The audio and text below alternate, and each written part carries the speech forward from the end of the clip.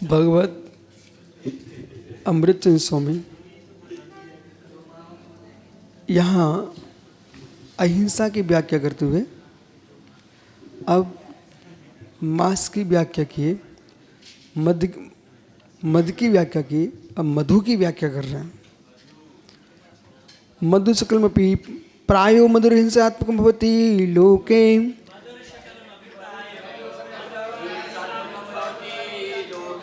भजते मधु मूढ़धिको सा भवति हिंसोत्यन्तं।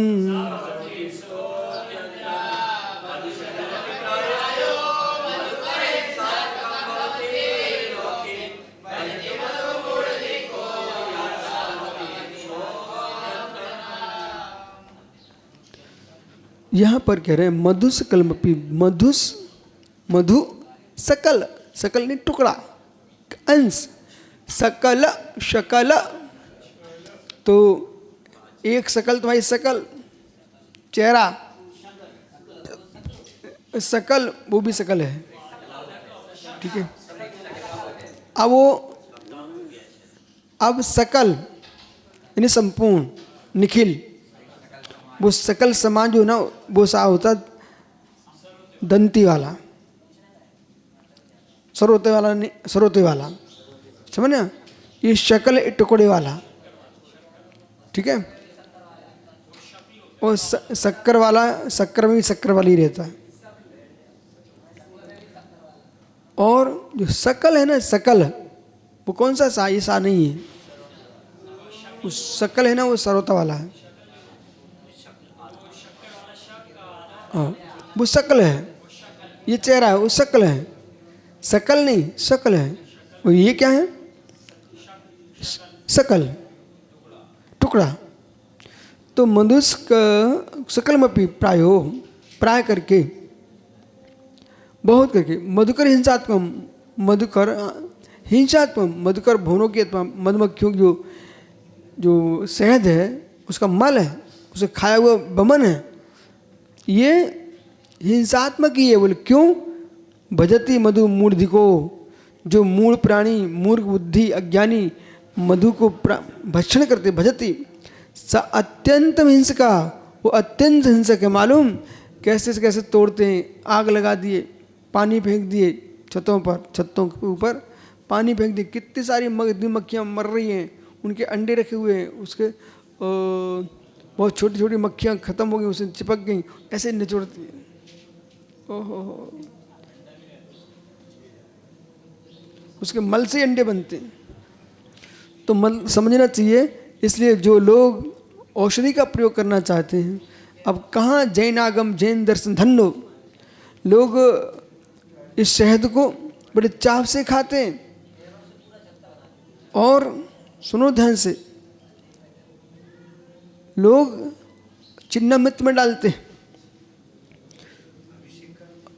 और पंचामृत बनाते हैं, उससे भगवान अपने ईश्वरों का अभिषेक करते हैं, फिर उसको पी लेते हैं। ये जैन परंपरा में ऐसा नहीं होता है।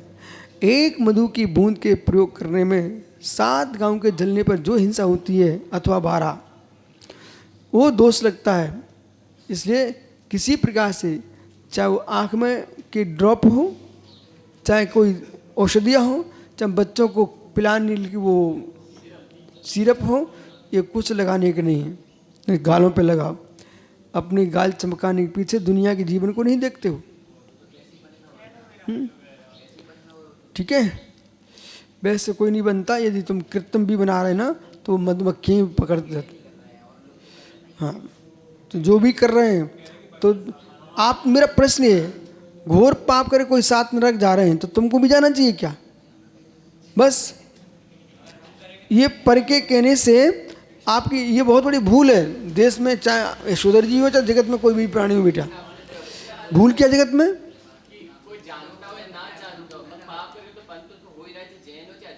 नहीं कोई भी हो, आपने सूत्र नहीं पढ़ा, ज्ञाता का भवाधिकरण वीर विशेषा, ज्ञात अज्ञान से भी होगा, अज्ञात भाव से भी होगा, ठीक है ना। आप लोग विकल्प मत करो, प्रवचनों का सबका नंबर मिलेगा, आप वहाँ करना, सुनो भी।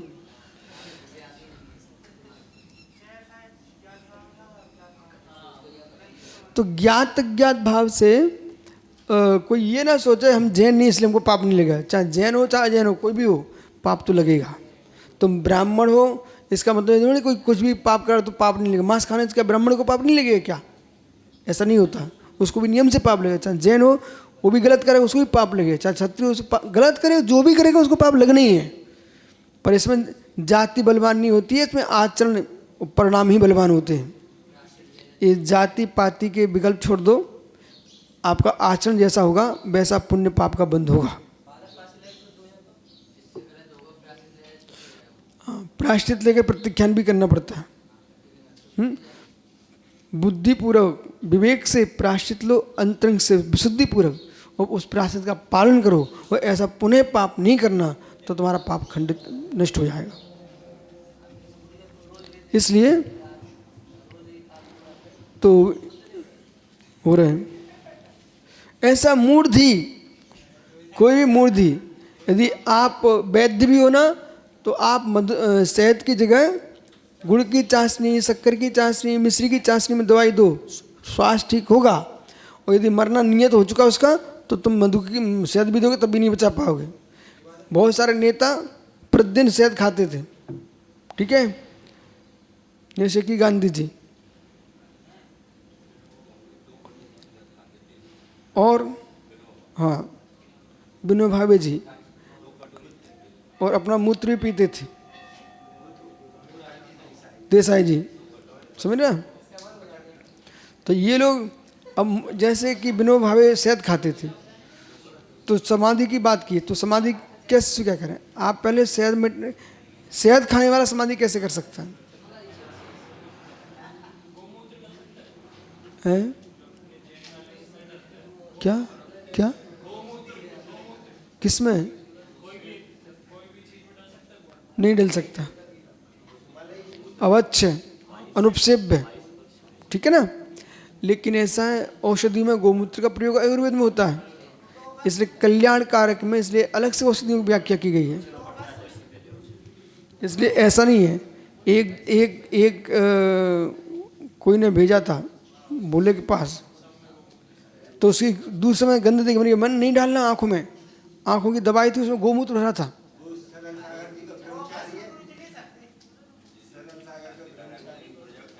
उसी की बात कर रहे हैं।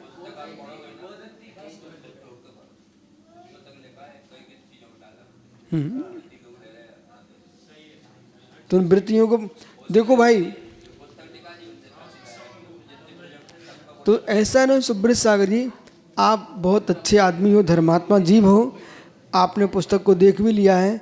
जितने त्यागी वृत्ति हो, संग भेद नहीं है, किसी भी संग के हों, उनको बोलो कि जैसे जैनी के घर में के होटल पे बनी सामग्री जैन नाम से शुद्ध नहीं होती है, वो अटपैरा का घी अलग से बनता है, वही शुद्ध होता है। इसी प्रकार से यदि आपके यहाँ भी कोई चाहे किसी भी धारा की सामग्री आ रही हो, गोमूत्र डला है, त्यागी व्रत उसका प्रयोग ना करें, नहीं तो आपके 28 गुण और श्रावक के व्रतों का भंग नियत मान के चलना चाहिए। किसी भी संस्था की वस्तु तुरंत संस्था के नाम से प्रयोग नहीं करना चाहिए, उसकी वस्तु का मिश्रण क्या है ये देखना चाहिए।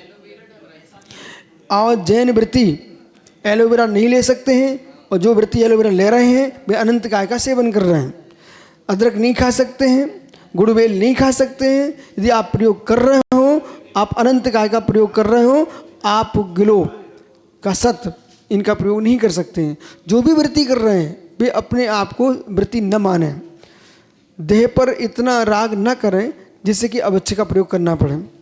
बहुत सारी औषधियाँ हैं, उनका प्रयोग करो आप, परंतु गोमूत्र पी करके फिर तुम गोबर का रस भी पी लोगे, फिर तुम बहुत सारे सामग्री रक्त भी चढ़वा लोगे। तो ऐसा नहीं करना चाहिए।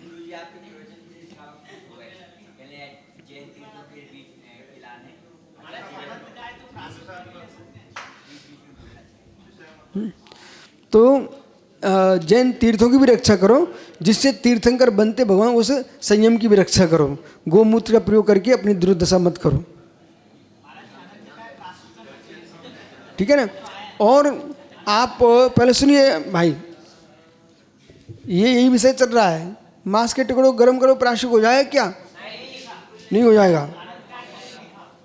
इसलिए पहले सुनिए, कुछ विवेक पूर्वक विचार करो।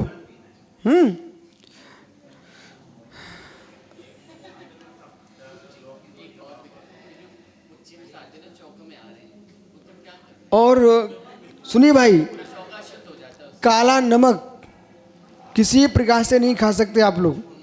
और जो त्यागी व्रती काला नमक खा रहे हैं उन्हें पहले जानकारी लेना चाहिए। एक काला नमक जो बनता है वो तरबूज अब तो कम से कम सड़ चुका, अब तो नहीं खाना चाहिए।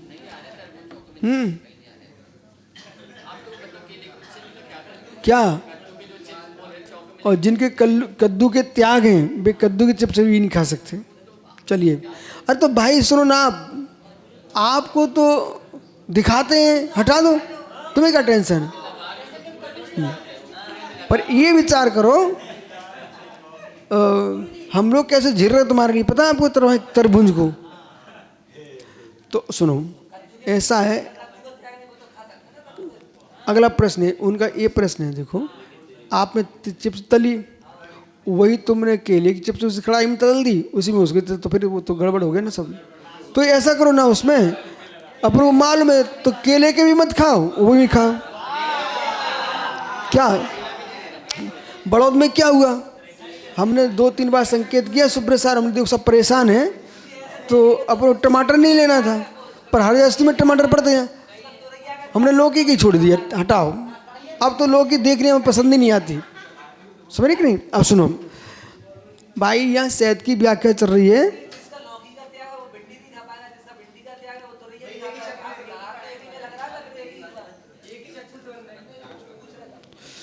तो ऐसा है, शुद्ध से कुछ विवेकी श्रावक भी होते हैं, एक दूसरे की चम्मच नहीं डालते हैं, लगार नहीं लगाना चाहिए, और हर वस्तु स्वतंत्र रखना चाहिए। ठीक, शेष आगे विचार करें।